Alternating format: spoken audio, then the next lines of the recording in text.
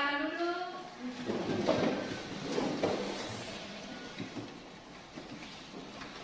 Bagaimana kabar hari ini? Baik. Kita semua sehat-sehat saja. Siap. Oke, kalau begitu kalian siap ya untuk belajar hari ini? Ya. Iya. Anak-anak ibu absen dulu ya. Oke, Irma Romraini.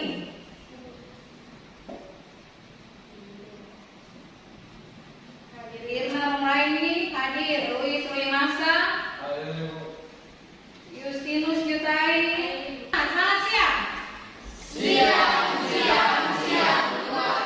Anak-anak, sebelum kita mulai materi kita di hari ini, masih ingatkah kalian dengan pelajaran pada pertemuan kemarin? Masih. Yang masih ingat mana angkat tangan? Ya, oke baik. Selfie, Lem, Luis, oke. Luis, kemarin pertemuan kita tentang apa? Luis, masih ingat? Pertemuan kita kemarin kita berbicara tentang apa, Luis? Sejarah dan teori sel. Selfie? Struktur sel. Yang lain, Lele? Toko dan penemuan. Toko dan penemuan. Surya masih ingat? Tidak ingat. Oke. Jadi toko dan penemuan. Siapa orang yang pertama kali menemukan sel? Robert Hooke.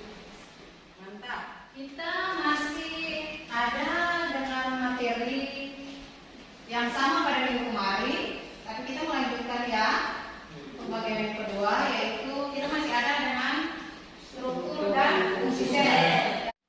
Sekarang kalian melihat depan. Apakah sel penyusun pada tumbuhan dan hewan itu sama? Ya. Nah, yang mau berbicara angkat tangan ya. Apakah sel penyusun pada tumbuhan dan hewan itu sama? Sama atau tidak? Tumbuhan dan hewan. Kalian semua tahu tumbuhan? Tahu hewan? Kalian harus berpikir, apakah sel penyusunnya itu sama? Ya? Tidak sama. Tidak sama. Punya tujuan pelajaran. Kalian bisa membedakan sel prokariotik dan sel eukariotik. Kemudian kalian bisa menganalisis struktur dan fungsi bagian-bagian sel. Jangan bercerita, membandingkan struktur sel tumbuhan dan sel hewan.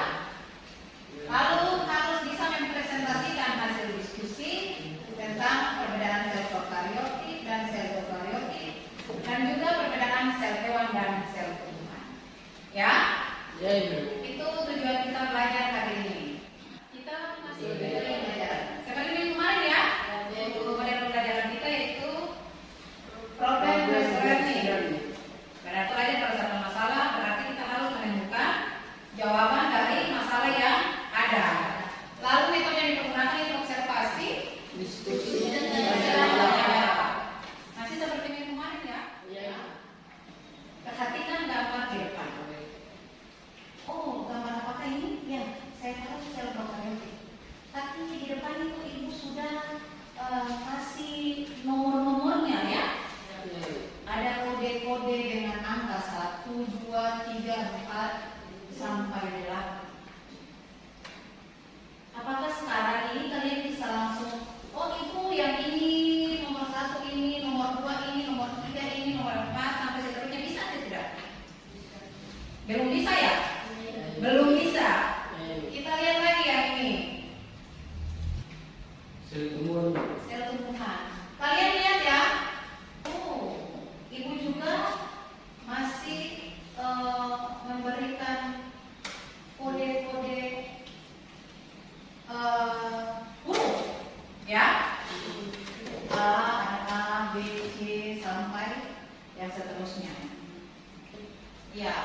Lihat lagi, perhatikan lagi gambar yang di depan. Itu sel hewan ya? Iya. Apakah sama dengan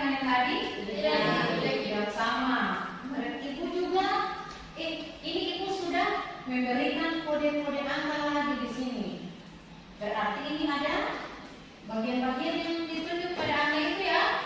Ya, Ibu. Nah, sekarang sebentar nanti kalau kalian masuk dalam kelompok diskusi, kalian harus bekerja sesuai dengan lembaran kerja yang nantinya dibagikan dan harus menemukan, oh, angka-angka ini dia menunjukkan apa, bagian daripada sel rujukan ini apa, sel hewan ini apa, sel prokaryotik yang tadi itu apa, ya? Jadi kalian harus mencari, berarti harus menemukan.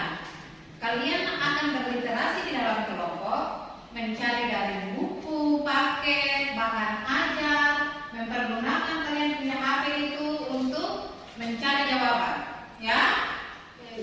Oke, itu lambat. Kalian masih ingat gambar yang 1, 2 tadi? Masih. Diulang lagi ya, supaya kalian lebih ingat. Perhatikan.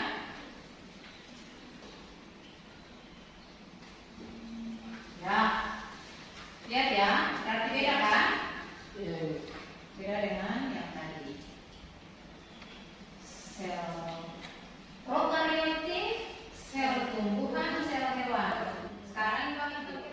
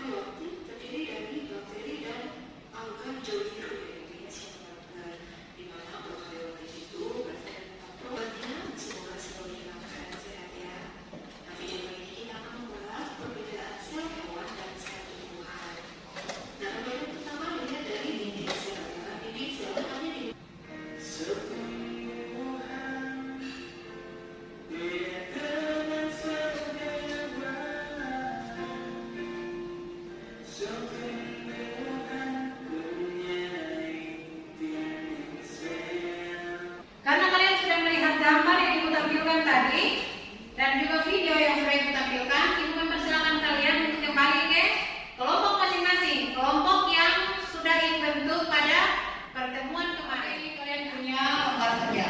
Jangan lupa kelompok berapa, ya, hari tanggal diisi, kelompok, nama-nama kelompok semua juga diisi. Ya.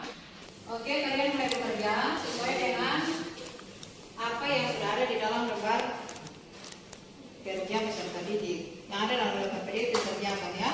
Jadi buku-bukunya itu jangan ditutup, dibuka supaya bisa mencari jawaban dari setiap pertanyaan yang ada di dalam lembar kerja ya.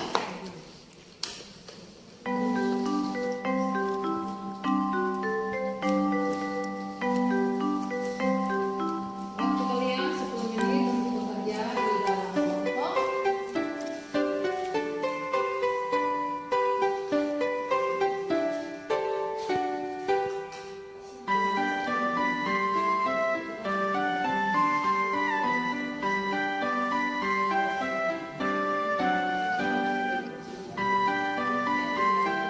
Ya, ayo semangat, kelompok 1 semangat, kelompok 2, kelompok 3 semangat.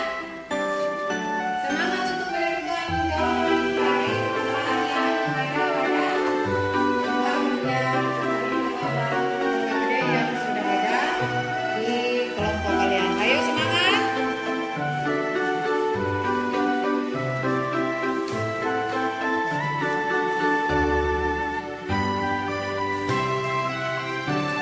Oke, baik.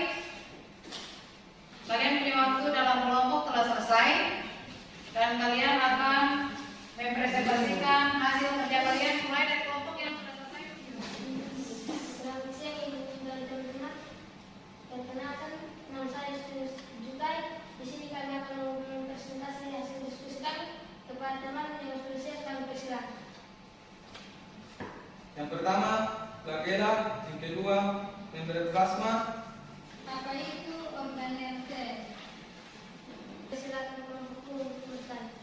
Di sini saya akan tanya dan pertanyaan dari kelompok 1. Apa itu sel prokaryotik? Apa itu sel prokaryotik?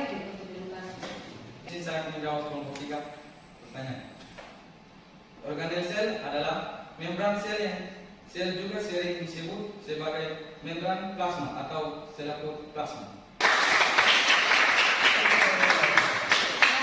Terima kasih atas kesempatan yang diberikan kepada kami berdua.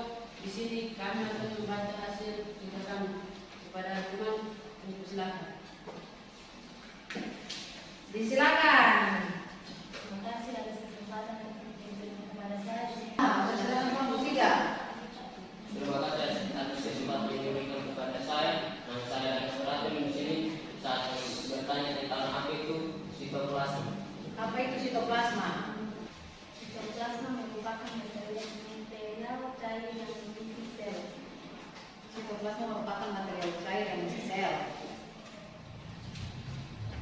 Sekali lagi. Kesimpulan yang kami dapat di materi hari ini adalah dapat mengetahui sel organel dan fungsinya, sel tumbuhan dan perbedaan sel prokaryotik dan Sel prokaryotik dan sel eukaryotik. Tadi ya, membran itu tidak ada pada sel prokaryotik, tetapi dia ada pada sel prokaryotik. Tumbuhan memiliki dinding sel, karena itu bentuknya selalu tetap. Ya, bentuk tumbuhan, bentuk sel tumbuhan tetap. Dia fungsinya untuk membentuk dan melindungi isi sel. Terkhususnya kloroplas. Kloroplas ini dimiliki oleh sel tumbuhan. Ya, kloroplas saat hijau daun, ya, hanya dimiliki oleh tumbuhan. Ya, dia merupakan tempat fotosintesis. Fotosintesis itu terjadi cuma pada tumbuhan hijau, ya. Jadi kalau tumbuhan itu dimiliki kloroplas, berarti fotosintesis akan berlangsung di situ. Mengerti? Ya, kita lihat lagi vakuola. Ada video yang saya tayangkan pertama. Ada yang ragu itu sel tumbuhan memiliki vakuola lebih besar dibandingkan sel hewan. Ya, vakuola ini fungsinya untuk menyimpan bahan makanan, kemudian juga berperan dalam proses pencernaan makanan pada hewan bersatu.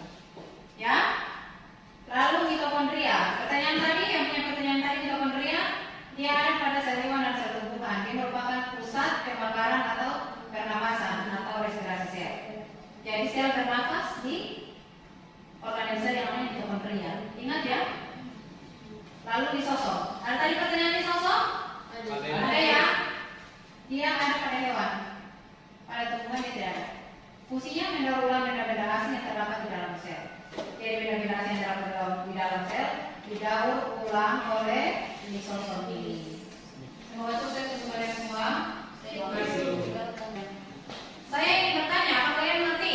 Apa kalian mengerti dengan pelajaran kita hari ini? Senang dengan pelajaran hari atau tidak?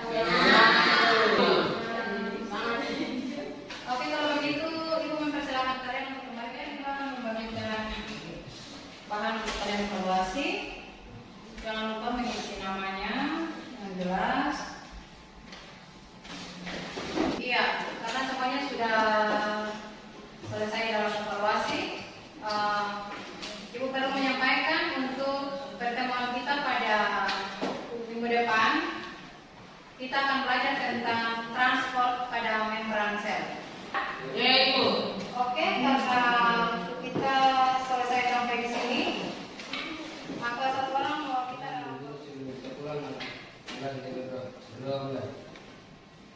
Amin. Iya, dengan demikian kita punya pertemuan sampai di sini. Selamat siang. Siap.